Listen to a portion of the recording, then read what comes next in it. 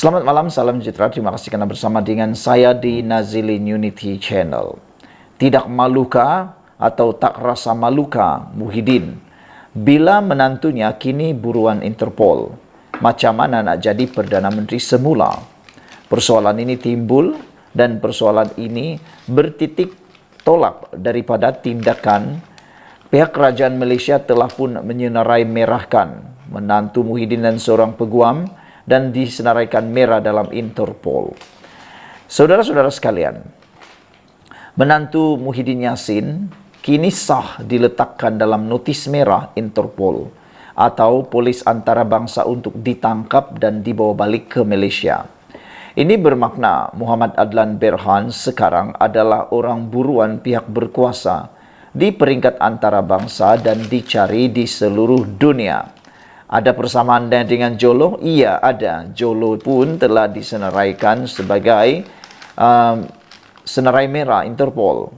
Menantu Muhyiddin pun telah disenaraikan senarai merah Interpol. Jadi mereka sekarang mempunyai status yang sama.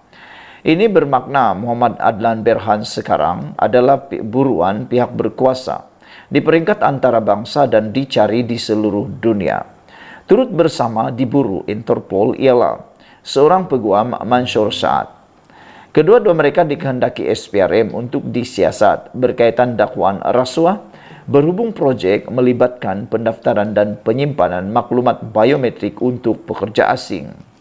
Kedua-dua mereka dipercayai melarikan diri ke luar negara sejak bulan Mei tahun ini. Ya sudah, tindakan notis merah telah dikenakan terhadap mereka, kata Ketua Polis Negara. Ketua Polis Negara kita yaitu Razarudin Hussein hari ini mengesahkan berkaitan notis merah terhadap kedua-dua suspek yang dikehendaki SPRM itu. Muhammad Adlan sebelum ini melalui peguamnya mengeluarkan kenyataan yang mendakwa dia menjadi sasaran secara tidak sah oleh SPRM yang menyebabkannya menderita dan berada di ambang kehancuran dari segi keuangan. Dia juga mendakwa akaun bank baik pribadi maupun yang dikaitkan dengan syarikatnya telah dibekukan tanpa notis. Bagi Mansur pula, dia mendakwa bahawa dia menjadi mangsa penganiayaan politik. Dengan disenaraikan dalam senarai merah Interpol ini, tidak rasa malukah Muhyiddin dengan apa yang sedang berlaku dan diperbualkan ramai. Di mata umum, gambaran yang terpampang dan sedang diperkatakan ramai ialah menantu seorang bekas Perdana Menteri sedang diburu dan kini diletakkan dalam notis merah Interpol. Berikutan enggan menyerah diri. Di mana rasa tanggungjawab Muhyiddin sebagai pemimpin dan bekas Perdana Menteri? Jika tidak boleh meminta menantunya untuk menyerah diri, beliau tentunya boleh meminta anak perempuannya iaitu isteri Muhammad Adlan untuk memujuk suaminya agar segera kembali dan menyerah diri kepada SPRM. Lagipun, berapa lama mahu melarikan diri dan bersembunyi? Kenapa Muhyiddin tidak melakukannya? Terpenting sekali, macam mana nak jadi Perdana Menteri semula? Jika perkara penting seperti ini pun, yaitu memastikan menantu sendiri patuh kepada undang-undang pun gagal dilakukan.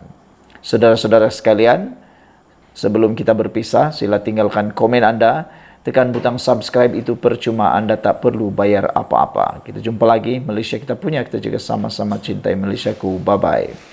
Selamat malam, salam sejahtera. Terima kasih karena bersama dengan saya di Nazilin Unity Channel. Ini isu paling hangat, paling hot pada malam ini. Dipetik dari Malaysia kini, akhirnya menantu Muhyiddin dan peguam dikenakan notis merah Interpol. Menantu Muhyiddin Yassin dan seorang peguam telah diletakkan dalam senarai notis merah polis antarabangsa Interpol kerana dikehendaki SPRM. Menurut utusan Malaysia, perkara itu disahkan oleh Ketua Polis Negara Razarudin Hussein. Ya sudah, kata beliau, tindakan notis merah dikenakan terhadap mereka, katanya kepada akhbar harian itu. Dua individu itu ialah Muhammad Adlan Berhan yang berkahwin dengan anak Muhyiddin Nabilah dan Mansur Saad, seorang peguam dan tokoh penting dalam NIRS Sendirian Berhad. SPRM mendakwa Mereka dikehendaki berhubung projek yang melibatkan pendaftaran dan penyimpanan maklumat biometrik untuk pekerja asing. Kedua-duanya melarikan diri dari negara pada bulan Mei. Utusan Malaysia memetik sumber tanpa nama yang mendakwa Muhammad Adlan meninggalkan negara ini melalui sempadan Johor Bahru. Dia dipercaya berlepas ke negara ketiga, kata sumber itu. Muhammad Adlan melalui peguamnya mengeluarkan kenyataan yang mendakwa dia menjadi sasaran secara tidak sah dan menyebabkannya menderita dan berada di ambang kehancuran dari segi keuangan. Dia juga mendakwa bahawa akaun bank baik peribadi maupun yang dikaitkan dengan syarikatnya telah dibekukan tanpa notis. Bagi Mansur, dia mendakwa bahawa dia menjadi mangsa penganiayaan politik. Pada 2011, NIRS Sdn Bhd telah dianugerahkan kontrak 12 tahun untuk memantau kemasukan warga asing ke Malaysia serta mengeluarkan pas pekerja atau pas lawatan pekerjaan sementara PLKS. Saudara-saudara sekalian, isu ini sedang hangat diperkatakan di seluruh Malaysia. Ada yang berkata bahawa di manakah lokasi menantu Muhyiddin ini, dan ada yang menuntut supaya Muhyiddin Yassin mendedahkan perkara tersebut. Kerana kata mereka, kalau Muhyiddin Yassin nak menjadi Perdana Menteri lagi nanti, bagaimana, adakah beliau dapat menentukan kedudukan menantu beliau nanti ini? Selain daripada itu, ada juga yang mengatakan bahawa balik sajalah menantu Muhyiddin, kalau benar tidak bersalah, kenapa takut, kata mereka. Kalau benar dia tidak melakukan kesalahan, dia tidak akan melarikan diri, kata netizen lagi. Dengan pepatah, berani kerana benar, takut kerana salah. Jadi, di mana kedudukan menantu Muhyiddin sekarang ini? Sekian dulu untuk kali ini. Jangan lupa tinggalkan komen anda. Tekan butang subscribe, itu percuma. Kita jumpa lagi. Bye-bye. Selamat petang, salam sejahtera. Terima kasih kerana bersama dengan saya di Nazilin Unity Channel. Ini satu keputusan mahkamah yang pastinya akan menggemparkan Perikatan Nasional, khususnya kepada Sanusi Maknur. Baru-baru ini Sanusi Maknur telah pun disaman oleh Vincent Tan dengan Berjaya Land dengan jumlah saman yang memang sangat luar biasa besar, yaitu sebanyak 200 juta. Jika difikirkan dari mana hendak mendapatkan RM200 juta itu bukan satu jumlah yang kecil. Bagi pendapat saya, jumlah itu kalau beliau bukan orang yang terlalu kaya, itu hampir mustahil untuk dibayar. Namun, hari ini keputusan mahkamah lebih menyengat dan lebih parah, mungkin lebih sadis untuk Sanusi Maknur. Mahkamah mengumumkan lanjutan sekatan sementara Vincent Tan pada Sanusi. Itu keputusan yang telah diumumkan di mahkamah pada hari ini. Dipetik daripada Malaysia Kini, Mahkamah Tinggi Shah Alam membenarkan permohonan ahli perniagaan Vincent Tan untuk injuksi ad interim terhadap Menteri Besar Kedah Muhammad Sanusi Maknur. Mahkamah Sivil membuat keputusan pagi ini apabila ia menangguhkan perbicaraan yang dijadualkan hari ini. Permohonan injuksi antara pihak ahli perniagaan, planatif dan defendant hadir pada 25 Oktober. Sebelum ini, pada 17 Ogos, Mahkamah membenarkan perintah larangan ex parte Vincent Tan. Hanya planatif hadir semasa perbicaraan terhadap Sanusi, sehingga hari ini yang dikaitkan dengan saman fitnah ahli perniagaan itu terhadap pimpinan atau pemimpin Sanusi. Hari ini pada mulanya ditetapkan untuk pasukan undang-undang Vincent Tan dan Sanusi untuk membentangkan hujahan lisan sama ada injuksi patut dikenakan sementara menunggu penyelesaian tuntutan mahkamah. Ketika dihubungi pagi ini, peguam bela ahli perniagaan itu, Chua Kia Lin, berkata bahawa pasukan undang-undang Sanusi berhasrat untuk menentang permohonan injuksi dan memerlukan lebih masa untuk memfailkan afidavit dan hujahan bertulis mereka. Memandangkan kami planatif tidak mempunyai bantahan terhadap perkara itu, Mahkamah menetapkan tarikh perbicaraan antara bahagian pada 25 Oktober.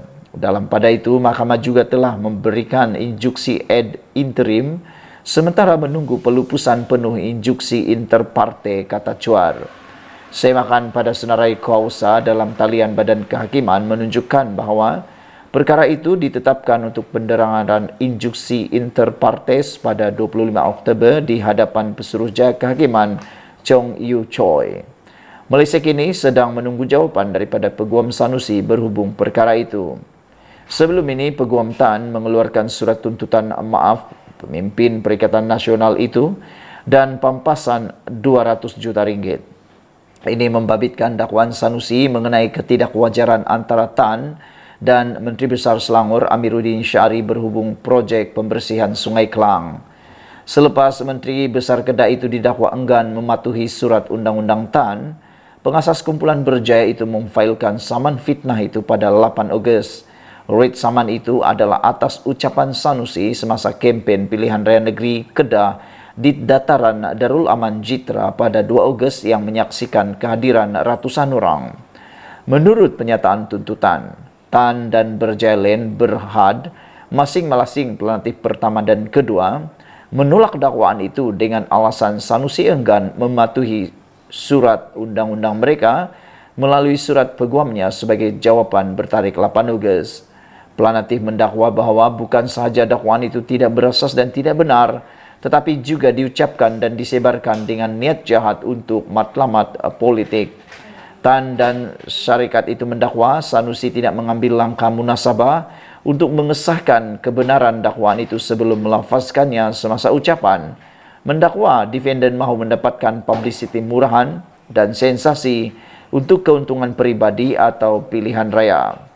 Pelantik mendakwa bahawa kenyataan Sanusi menggambarkan mereka sebagai korup dan kroni Amiruddin telah menyebabkan kerajaan negeri Selangor menanggung kerugian RM180 juta daripada tanah yang dikatakan diberikan secara percuma dan menipu rakyat Selangor antara lain. Selain pelbagai ganti rugi, Tan dan Berjailen memohon instruksi untuk menghalang Sanusi daripada terus mengulangi kenyataan yang didakwa berunsur fitnah itu. Pelantik juga menuntut faedah 5% ke atas sebarang jumlah penghakiman yang diberikan, kos dan atau apa-apa relief yang lain difikirkan sesuai oleh mahkamah. Sekian dulu untuk kali ini. Jangan lupa tinggalkan komen anda, tekan butang subscribe, itu percuma. Kita jumpa lagi. Bye-bye. Selamat malam, salam sejahtera. Terima kasih kerana bersama dengan saya di Nazilin Unity Channel. Ini satu lagi kemenangan besar buat rakyat Malaysia yang telah diumumkan oleh Perdana Menteri Anwar Ibrahim. Adakah dengan ini Datuk Seri Anwar Ibrahim akan lebih mendapat kepercayaan daripada rakyat? Hari ini Anwar Ibrahim telah mengumumkan dana tambahan RM30 juta untuk menaik taraf laluan Gerik Jeli. Perdana Menteri Datuk Seri Anwar Ibrahim hari ini mengumumkan peruntukan tambahan sebanyak 30 juta ringgit bagi menaik taraf Jalan Raya Timur Barat yang menghubungkan Gerik dan Jeli. Beliau yang juga Menteri Kewangan berkata, peruntukan tersebut adalah sebagai tambahan peruntukan penyelenggaraan jalan itu yang dianggarkan sebanyak RM80 juta sehingga RM100 juta. Terdapat banyak permohonan peruntukan bagi penyelenggaraan jalan di seluruh negara dan saya akan mengkajinya dalam belanjawan madani kedua yang akan dibentangkan pada Oktober, kata Datuk Seri Anwar Ibrahim. Tetapi hari ini saya boleh meluluskan tambahan RM30 juta untuk perbaiki jalan, kata Datuk Seri Anwar Ibrahim dalam ucapan ketika melancarkan kempen Mai Jalan Kementerian Kerja Raya KKR di Gerik, Lapur bernama. Turut hadir Menteri Kerja Raya Datuk Seri Alexander Nantan Linggi dan Menteri Besar Perak Datuk Seri Saarani Mohamad. Untuk rekod, sebelum ini Alexander mengumumkan peruntukan awal RM30 juta daripada KKR bagi menaik taraf dan menyelenggara laluan tersebut. Sementara itu, dalam satu hantaran di Facebook Anwar sebentar tadi, beliau menyifatkan jumlah peruntukan tersebut pastinya memberi impak besar kepada pembangunan infra di kawasan berkenan untuk dimanfaatkan kepada pengguna jalan raya. Katanya, kerajaan perpaduan sentiasa prihatin dalam keluh kesah rakyat serta memahami keinginan rakyat untuk memiliki kemudahan asas, yaitu jalan raya yang selesa dan selamat. Saudara, sejak jadi ke Perdana Menteri, Datuk Seri Anwar Ibrahim telah memberikan pelbagai inisiatif untuk kebaikan rakyat semua. Salah satunya ialah beliau juga telah pun menambah beberapa projek, termasuk cuba membantu memperbaiki bekalan air bersih di Kelantan. Namun demikian, adakah tindakan itu tidak mencukupi sehingga hanya 2 kerusi yang mampu dimenangi oleh Pakatan Harapan BN di Kelantan. Diharap dengan peruntukan-peruntukan yang disalurkan oleh Kementerian Keuangan melalui Datuk Seri Anwar Ibrahim ini mampu menangi hati rakyat. Sekian dulu untuk kali ini. Jangan lupa tinggalkan komen Anda, tekan butang subscribe. Kita jumpa lagi. Bye-bye. Selamat malam, salam sejahtera. Terima kasih kerana bersama dengan saya di Nazilin Unity Channel.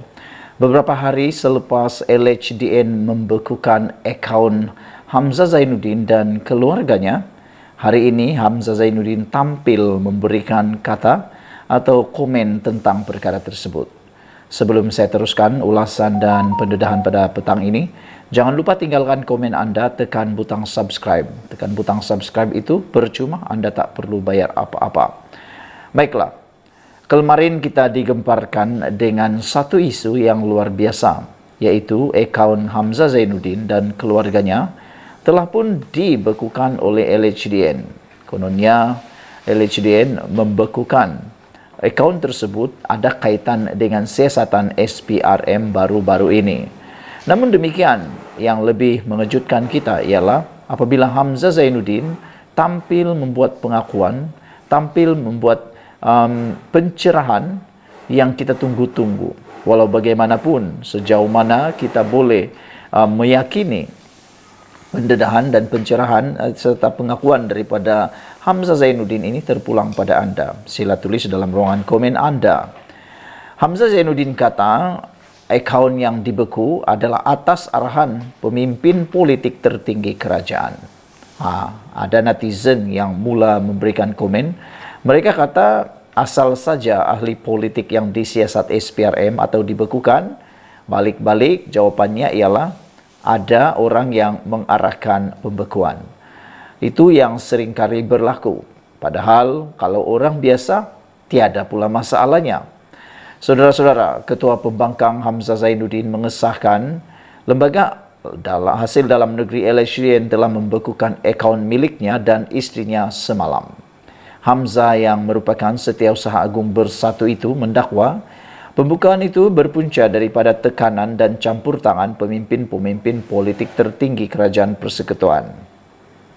Pembekuan ini yang kemudiannya disebarkan kepada media merupakan usaha terdesak kerajaan pimpinan Anwar Ibrahim untuk terus menekan pimpinan PN yang semakin mendapat kepercayaan rakyat, kata Hamzah Zainuddin lagi.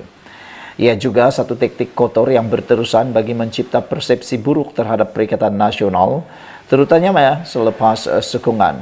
Majoriti rakyat beralih kepada PN yang memenangi 146 daripada 245 kerusi DUN baru-baru ini, katanya dalam kenyataan hari ini. Semalam, pembekuan itu dilaporkan berkaitan dengan siasatan SPRM yang sedang dijalankan terhadapnya. Hamzah berkata pendakwaan politik terhadapnya serupa seperti kes melibatkan pengerusi Perikatan Nasional Muhyiddin Yassin yang kini berdepan 4 pertuduhan salah guna kuasa berkaitan projek Jana Wibawa ketika dia menjadi Perdana Menteri. Pada 15 Ogos lalu, Mahkamah Tinggi melepas dan membebaskan Muhyiddin daripada 4 pertuduhan itu. Namun, 3 pertuduhan di bawah Seksyen 4 dalam kurungan 1 Akta Pencegahan Pengubahan Wang Haram, Pencegahan Pembiayaan Keganasan dan Hasil daripada Aktiviti Haram 2001 terhadap Muhyiddin Yassin masih lagi kekal. Hamzah Zainuddin juga berkata dia pasti ada banyak lagi tindakan politik akan diambil terhadapnya dan pemimpin PN lain dalam masa terdekat. Kezaliman kerajaan PHBN ini tidak akan menghentikan perjuangan saya, kata Hamzah Zainuddin lagi. Sementara itu, Hamzah Zainuddin berkata dia telah menyerahkan surat tuntutan kepada kerajaan SPRM dan Ketua Pesuruhjaya SPRM Azam Baki. Peguam saya sedang menyediakan kertas-kertas tindakan untuk tujuan memulakan tindakan mahkamah terhadap SPRM, Ketua Pesuruhjaya SPRM dan kerajaan kerana mengheret nama saya dalam kes pendakwaan yang tiada kena mengena dengan saya, kata beliau lagi. Sekian dulu untuk kali ini, ikuti terus ulasan selepas ini. Jangan lupa tinggalkan komen Anda, tekan butang subscribe. Kita jumpa lagi, bye-bye. Selamat petang, salam sejahtera. Terima kasih karena bersama dengan saya di Nazilin Unity Channel. Isu hangat petang ini datang daripada Harapan Daily. Perikatan Nasional Kerajaan gagal berkuasa pun sebab peralatkan nama Islam. Itu kata pengarah komunikasi Amanah Nasional Khalid Samad. Apabila beliau kata Perikatan Nasional PN telah gagal mentadbir kerajaan negeri dan kerajaan persekutuan ketika berkuasa selama 3 bulan, namun ia berjaya ditutup dengan memperalatkan nama Islam. Sebelum kita teruskan ulasan pada petang ini, jangan lupa tinggalkan komen Anda dan bantulah saya. Tekan butang subscribe, itu percuma. Anda tak perlu bayar apa-apa. Dengan menekan butang subscribe, Anda mendapat ulasan terkini percuma daripada channel ini dan juga daripada rakan-rakan penganalisis politik yang lain, pemerhati politik yang lain, dan Anda dapat mengembangkan channel ini. Terima kasih atas bantuan Anda semua. Beliau berkata, Khalid Samad berkata, apabila kerajaan perpaduan di Selangor membentangkan prestasi sepanjang 5 tahun, ia sudah tidak lagi relevan disebabkan ada penyokong PN yang sudah didoktrin bahawa prestasi dan kecemerlangan kerajaan tidak penting. Apa yang penting, katanya, Perikatan Nasional yang kononnya mahu menyelamatkan Islam itu mesti kekal berkuasa biarpun gabungan itu terbukti gagal dalam pentadbiran mereka. Bila kita nak hadapi pilihan raya negeri di Selangor, kita nyatakan apa kejayaan kerajaan negeri, apa kebaikan yang dah dilaksana, tapi semuanya dah jadi tak relevan. Bagi orang-orang yang termakan dengan doktrin PN, prestasi kerajaan yang cemerlang semua tak penting.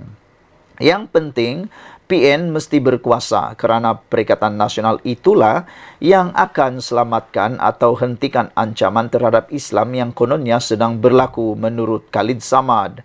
Dia hanya mampu menghasilkan, menurut Khalid Samad, dia hanya mampu menghasilkan persepsi, oh ini tak ikut Islam. Tapi apa Islam cadangkan, dia tak cakap pula. Dia tutup kegagalan Perikatan Nasional dengan memperalatkan Islam, kata Khalid Samad. Dia selubung Islam tu pada dia. Apa yang PN tak mampu buat dan gagal, mereka kata yang penting Islam selamat. Ini adalah satu corak pemikiran yang akan memundurkan umat Islam dan akan memundurkan bangsa Melayu, kata Khalid Samad dalam bicara Haji Khalid Samad di Facebook Jom Channel malam tadi. Pengerusi Amanah Kelantan itu juga meluahkan rasa khawatir apabila umat Islam selesa dengan kemunduran yang berlaku seperti masalah air, pembangunan dan pengangguran yang tinggi di Kelantan. Bila dia cakap dia parti Islam, sikapnya tidak menunjukkan sebegitu dan doktrinnya memundurkan umat Islam. Adakah itu yang kita inginkan? Soal Khalid Samad. Ada yang kata dunia ini tak penting. Yang penting kita fikir ialah akhirat. Tak payah pembangunan, buang masa. Jadi selagi mana umat Islam mempunyai kefahaman yang sebegitu, maka Perikatan Nasional akan menang dan inilah cabaran dihadapi Pakatan Harapan BN, ujar beliau lagi. Sebelum kita berpisah, sila tinggalkan komen Anda untuk isu dan ulasan Khalid Samad kali ini. Khalid Samad menyatakan Perikatan Nasional kerajaan gagal, berkuasa pun sebab peralatkan nama Islam. Sebelum kita teruskan, kata-kata yang paling menyengat daripada Khalid Samad ini ialah apabila kerajaan perpaduan di Selangor membentangkan prestasi sepanjang 5 tahun, ia sudah tidak lagi relevan disebabkan ada penyokong Perikatan Nasional yang sudah didoktrinkan dengan bahawa prestasi dan kecemerlangan kerajaan tidak penting. Apa yang penting, kata Khalid Samad, Perikatan Nasional yang kononnya mahu menyelamatkan Islam itu mesti kekal berkuasa biarpun gabungan itu terbukti gagal dalam pentadbiran mereka, kata Khalid Samad lagi.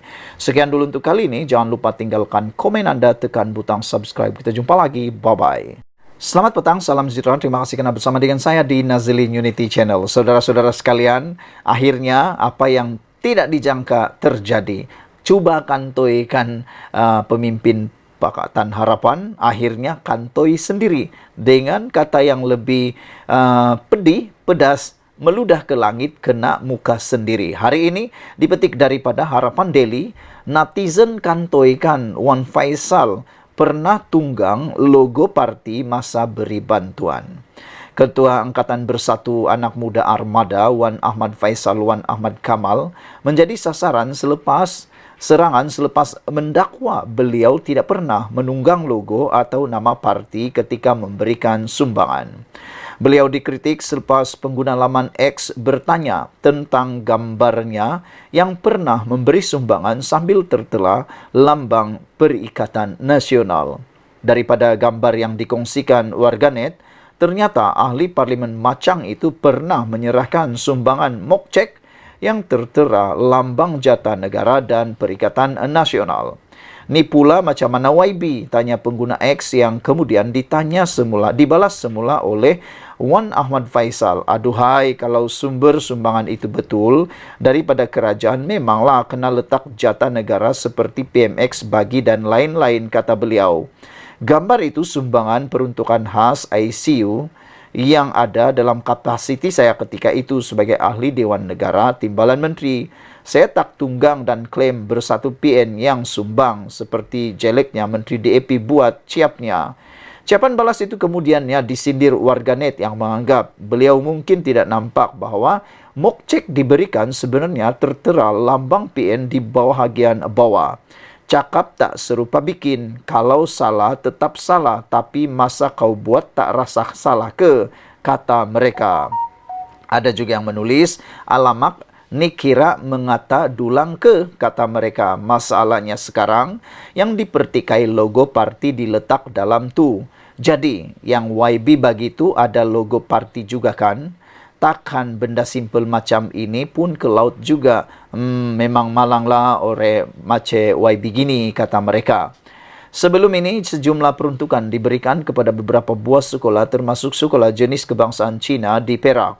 Bagaimanapun, satu keping gambar mock check yang mempunyai logo parti DAP mengundang pertikaian terutama daripada pembangkang yang mendakwa parti itu mempolitikkan sumbangan dana kerajaan demi mileage parti sendiri. Tidak ketinggalan, pemuda UMNO turut menuntut penjelasan dari Naib Pengerusi DAP, Eng Koh Ming. Ahli Parlimen Teluk Intan itu kemudian dalam sidang medianya semalam menjelaskan logo DAP pada mock check sumbangan kepada beberapa buah sekolah tidak sepatutnya dijadikan isu. Menteri Pembangunan Kerajaan Tempatan KPKT itu berkata, sebaliknya, perkara yang penting adalah sekolah-sekolah terbabit memperoleh manfaat daripada sumbangan yang diberi. Saudara-saudara sekalian, itulah dia perkara yang mana sebenarnya turut menjadi persoalan besar kepada netizen. Awas, ini amaran memang luar biasa. Berhati-hati ketika membuat apa-apa. Kenyataan, kerana sekarang ini netizen sudah cukup pintar. Dalam masa beberapa saat, mereka akan mengorek, menggali, melombong dan sebagainya, sehingga mereka jumpa perkara-perkara yang tak disangka. Seperti yang berlaku kali ini, netizen kantoikan Wan Faisal pernah tunggang logo parti masa beri bantuan. Sekian dulu untuk kali ini. Jangan lupa tinggalkan komen Anda, tekan butang subscribe. Kita jumpa lagi. Bye-bye.